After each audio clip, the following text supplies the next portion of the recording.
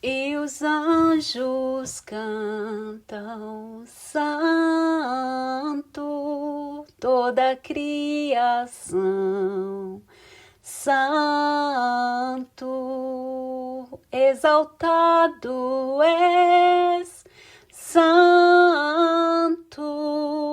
santo para sempre.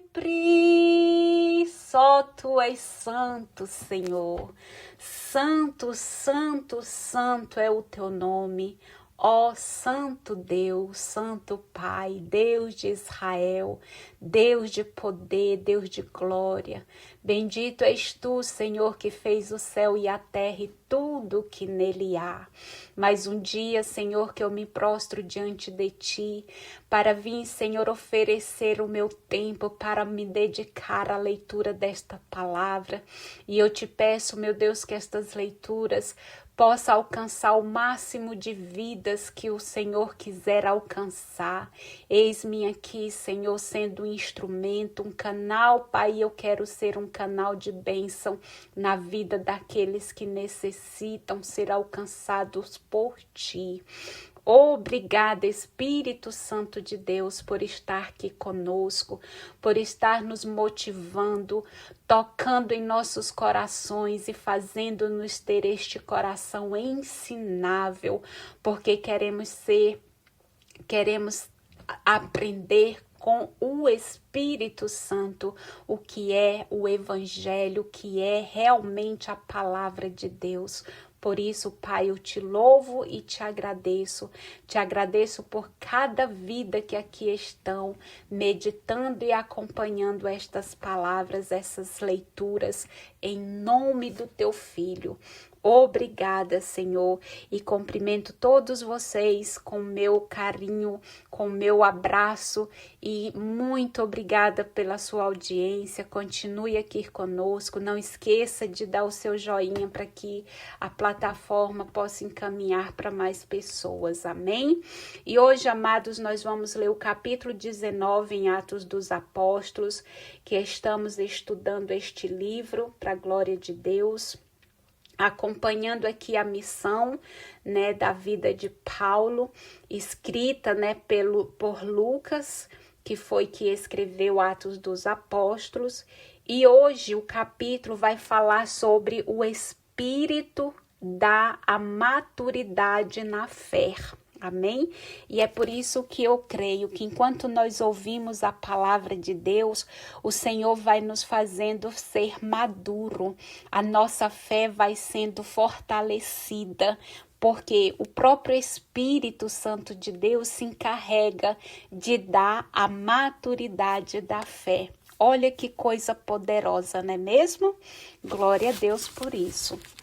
Então diz no capítulo 19, versículo 1, o Espírito dá a maturidade na fé. E diz o seguinte no versículo 1, enquanto Apolo estava em Corinto, lembra na leitura anterior que Apolo era aquele homem, né, que era orador persuasivo, orador por quê? Porque ele era eloquente no falar, ele falava bonito, né? E ele realizava um bom trabalho. Lembra que ele era um líder que acreditava que Jesus era o Messias, né? Mas aí nós aprendemos na leitura anterior, só fazendo uma recapitulação, tá bom? Nós aprendemos que embora ele fosse muito culto, né, inteligente, ele tinha muito a dar, mas a base cristã, né, dele era incompleta, por isso que Priscila e Áquila ensinaram ele melhor a respeito da escritura. Então, a leitura hoje no capítulo 19 vai estar dando continuidade na leitura anterior. Por isso que é importante a gente acompanhar e se familiarizar com a história completa, né? A gente não fica lendo aleatoriamente ou tentando encaixar as coisas. Não, as coisas de Deus, elas são totalmente organizada, entendível, né? Então, por quê? Porque Deus, ele sabe como fazer todas as coisas. Então, nesse capítulo 19, versículo 1, diz isso, que o Espírito dá a maturidade na fé. Enquanto Apolo estava em Corinto, Paulo atravessou as regiões mais altas e chegou a Éfeso. Encontrou aí alguns discípulos e perguntou-lhes: quando vocês abraçaram a fé, receberam o Espírito Santo? Paulo perguntou para eles, para alguns discípulos lá de Éfeso. Perguntou para eles, olha, quando vocês abraçaram a fé, ou seja, acreditaram, quando vocês abraçaram a fé, receberam o Espírito Santo? Eles responderam: nós sequer ouvimos falar que existe um Espírito Santo. Uau! Paulo perguntou: que batismo vocês receberam? Eles responderam: o batismo de João. Então Paulo explicou: João batizava como sinal de arrependimento e pedia que o povo acreditasse naquele que devia vir depois dele, isto é, em Jesus. Ao ouvir isso, eles se fizeram batizar em nome do Senhor Jesus. Logo que Paulo lhes impôs as mãos, o Espírito Santo desceu sobre eles e começaram a falar em línguas e a profetizar. Eram ao todo 12 homens. Aleluia. Em seguida, Paulo foi à sinagoga e durante 3 meses falava com toda convicção, discutindo e procurando convencer os ouvintes sobre o reino de Deus.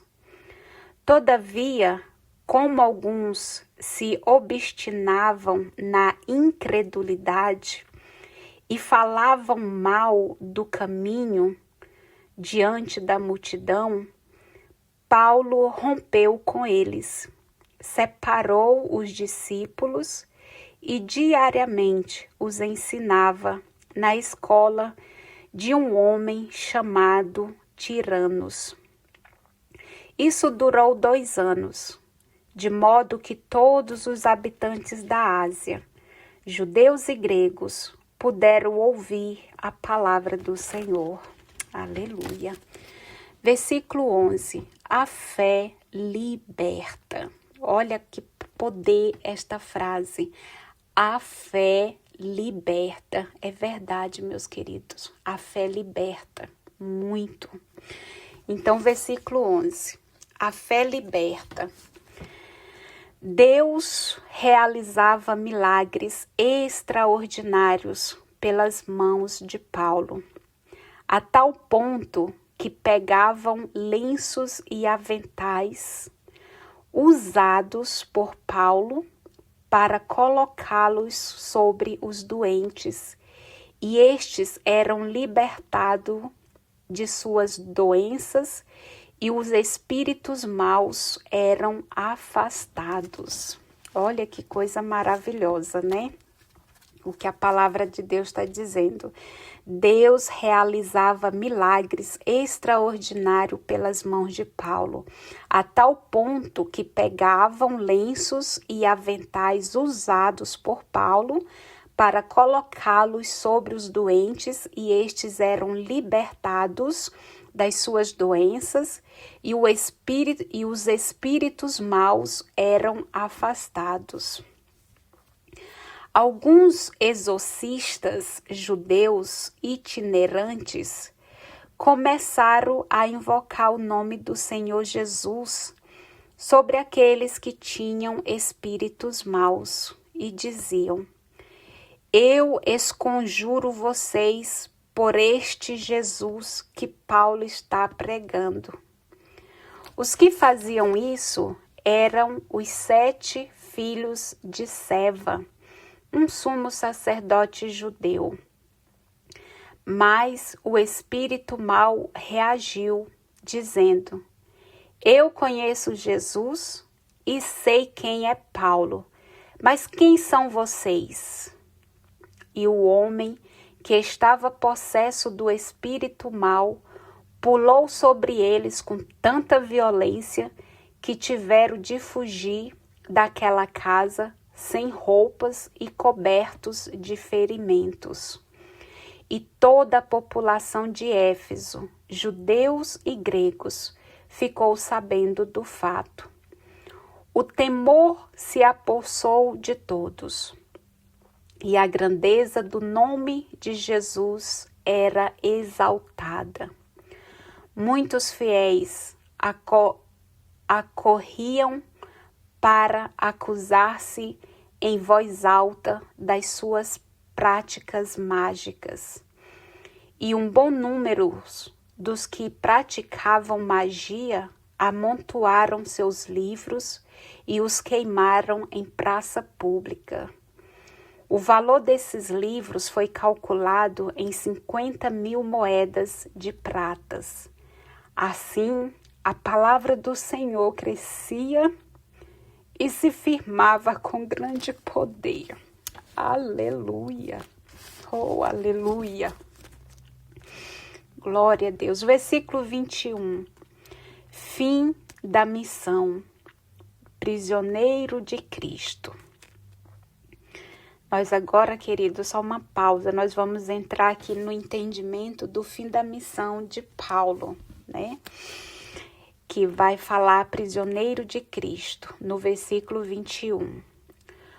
O discípulo no seguimento do mestre.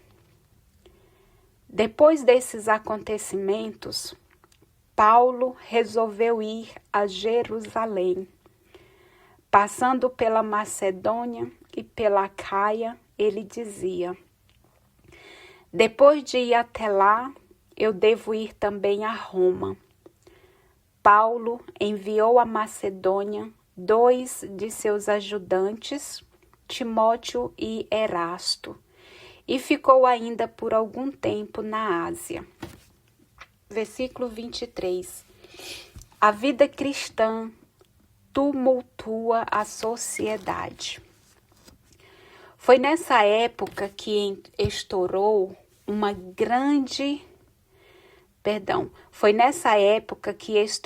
um grave tumulto a respeito do caminho. Havia um sujeito chamado Demétrio, que era ourives e fabricava nichos de prata da deusa Ártemis. E isso dava muito lucro aos artesãos. Ele reuniu esses artesãos, juntamente com outros que trabalhavam no ramo, e lhes disse: amigos, vocês sabem que o nosso bem-estar provém dessa nossa atividade. Isso foi então, um artesão com o nome de Demétrio, chamado Demétrio, que estava falando isso para outros que eram artesão como ele, Vamos continuar aqui a leitura. Olha o que ele disse. Amigos, vocês sabem que o nosso bem-estar provém dessa nossa atividade. Ora, vocês mesmos podem constatar e ouvir por aí que esse tal de Paulo, com a sua propaganda, está desencaminhando muita gente, não só em Éfeso, mas em quase toda a Ásia. Ele afirma que os deuses fabricados pelas nossas mãos não são deuses. Não é só a nossa profissão que corre o risco de cair em descrédito, mas também o santuário da grande deusa Ártemis. que acabará sendo desacreditado e assim ficará despojada de majestade, aquela que toda a Ásia e o mundo inteiro adoram. Ao ouvir isso, ficaram furiosos e não paravam de gritar: Grande é a Ártemis dos Éfesos! O tumulto se espalhou pela cidade toda. A multidão se dirigiu em massa ao teatro, arrastando os macedônios Gaio e Aristarco, companheiros de Paulo na viagem. Paulo queria ir até a Assembleia, mas os discípulos não deixaram. Também algumas pessoas importantes da província, que eram seus amigos, mandaram pedir que ele não se arriscasse a comparecer ao teatro. Enquanto isso, um gritava uma coisa, outro gritava o contrário, e a confusão era geral na assembleia. A maioria nem mesmo sabia por que estavam aí. E no meio da multidão, algumas pessoas convenceram certo Alexandre a falar. Ele tinha sido colocado na frente pelos judeus. Fez sinal com a mão, mostrando que queria dar explicações para a assembleia. Mas quando perceberam que era judeu, todos se puseram a gritar numa só voz, por quase 2 horas. Grande é a Ártemis dos Efésios! Por fim, o secretário conseguiu acalmar a multidão e disse: Cidadãos de Éfeso, quem dentre os homens não sabe que a cidade de Éfeso guarda o templo da grande Ártemis e a sua estátua que caiu do céu? Quanto a isso, não resta dúvida. Portanto, fiquem calmos e não cometam nenhuma loucura. Estes homens que vocês trouxeram até aqui não profanaram o templo nem blasfemaram contra a nossa deusa. Portanto, se Demétrio e os artesãos que estão com ele têm acusações para fazer contra alguém, sejam feitas audiências, e os procônsules estão à disposição. Que as partes apresentem acusações recíprocas. E se houver qualquer outra questão, será resolvida em assembleia legal.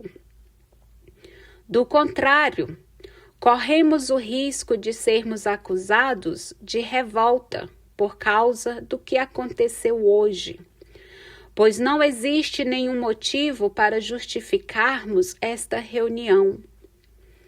Com essa declaração, ele dissolveu a assembleia. Amém. Então, queridos, aqui eu concluo a leitura do capítulo 19 e eu quero já partir para o comentário desta leitura que eu acabo de fazer, onde aqui o autor fala do versículo 1 ao 10, aqui a questão, do que o Espírito dá a maturidade na fé. Lucas está nos ensinando aqui que Éfeso é o terceiro centro de difusão do cristianismo, depois de Jerusalém e Antioquia. Lucas, narrando o episódio dos discípulos que só haviam recebido o batismo de João, então deixa bem claro um ponto fundamental. E qual que é esse ponto fundamental? A maturidade da fé cristã só se realiza por meio da ação do Espírito Santo, que se faz presente pelo batismo conferido em nome do nosso Senhor Jesus. Lucas mostra aqui que a sinagoga deixa de ser o espaço da pregação. Essa independência, ela torna-se necessária para maior liberdade e tranquilidade do anúncio do reino de Deus. Nota-se ainda que reino de Deus e caminho se identificam, conforme foi lido do versículo 1 ao 10. E meditando no versículo 11 ao 20, Lucas menciona que a fé liberta. Foi quando ele disse que Deus realiza milagres extraordinários pelas mãos de Paulo, a tal ponto que pegavam os lenços e os aventais que Paulo usava para colocá-los sobre as pessoas que estavam doentes. E estes eram libertados das suas doenças. E os espíritos maus eram afastados, né, conforme eu li. E Lucas, então, nos ensina aqui, Lucas mostra que a força salvífica, que foi lido no versículo 20, ele mostra, como foi lido, versículo 20, como foi que eu li aqui? Assim, a palavra do Senhor crescia e se firmava com grande poder. Então, Lucas, ele mostra que a força salvífica do evangelho que liberta os homens não é a magia.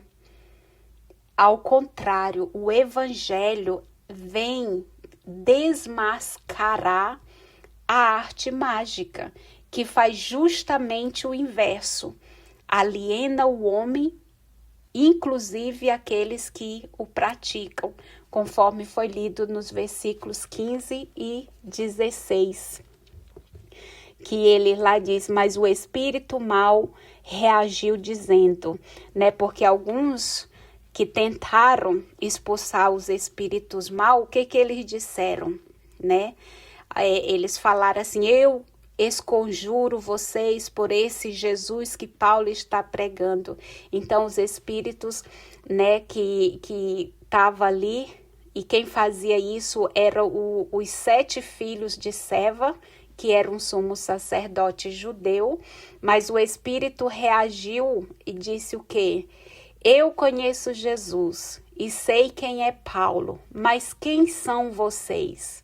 E o homem que estava possesso do espírito mau pulou sobre eles com tanta violência que tiveram de fugir daquela casa, né, sem roupas e cobertos de ferimentos.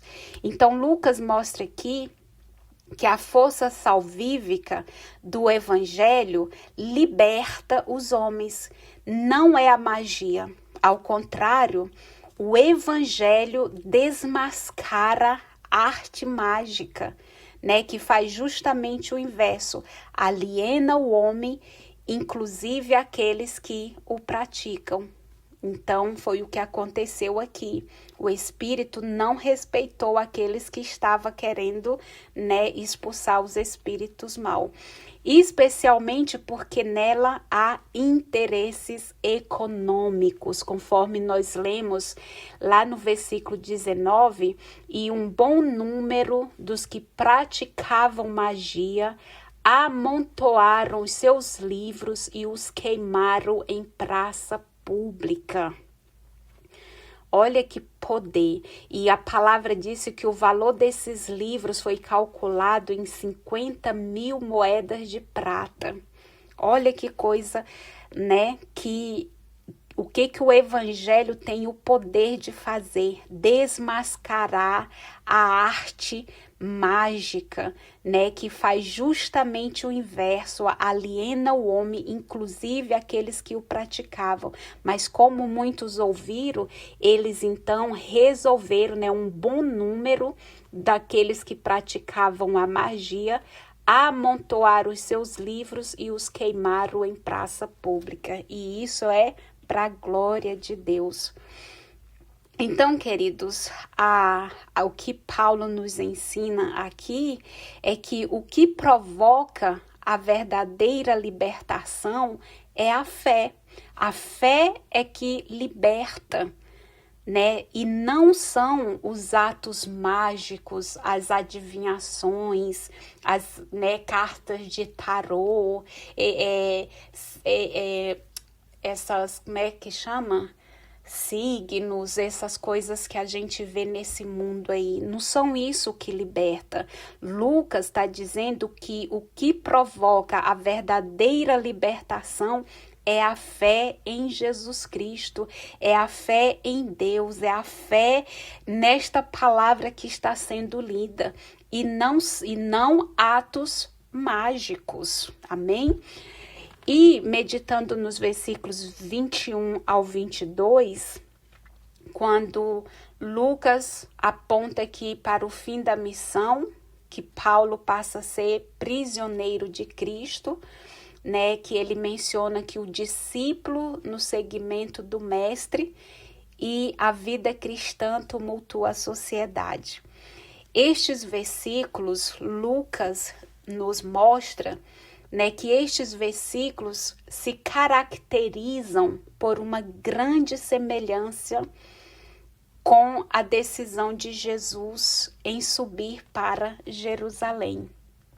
Lembra lá no livro no Evangelho de João, que o Senhor Jesus caminhava com os apóstolos, enquanto ele subia para Jerusalém, ou seja, ele caminhava, ele viajava, né, indo para Jerusalém, durante o caminho, ele ia ensinando os apóstolos, os discípulos, aqueles que iam aderindo à fé.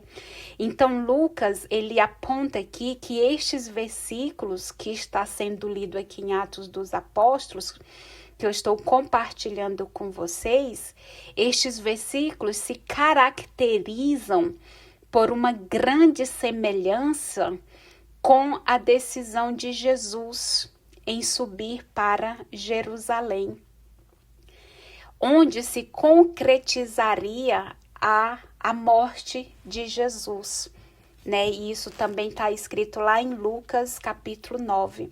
Então começa aqui a mesma situação de Paulo, né, no seu seguimento de Jesus Cristo.